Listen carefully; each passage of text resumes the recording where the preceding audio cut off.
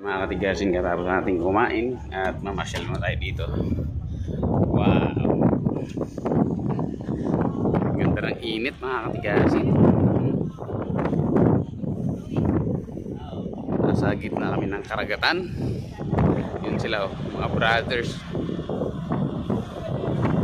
brothers and sisters. Pwesto dun. Medyo maogong lang dito kasi nandito yung ano eh, ang butso eh. Dito yung engine eh. Saan?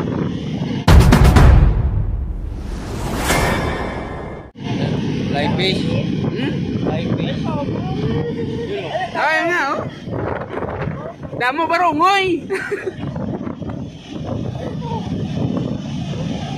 Mga flying fish mga katigasin. Hindi nyo lang ganong makita. Kami lang nakakita.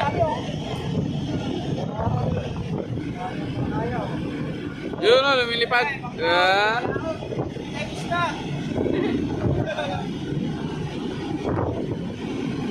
Flying fish. Ayan o. Anong feeling? Anong feeling na magandang salamin mo day? Lokal lang to. Lokal lang yan. Sarap.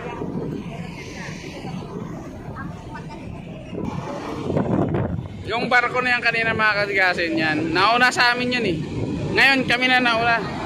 Oh, kami na nauna. Medyo mabilis to eh, pero ang bagal talaga nun. May dalawang nangingisda yan oh. Dalawa. Nangingisda sila.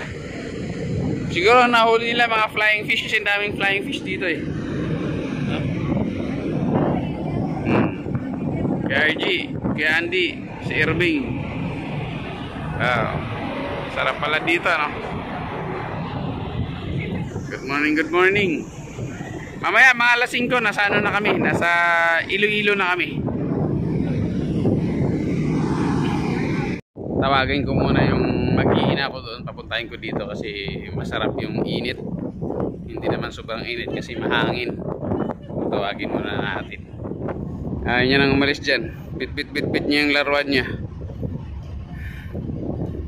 Pinunta ng pinsan niya. Yasin, tambay-tambay lang muna kami dito. Tambay-tambay lang. So ayun mga katigasin, dito na kami, malapit sa Iloilo. So ayun yung Iloilo Island. Padiretso pa at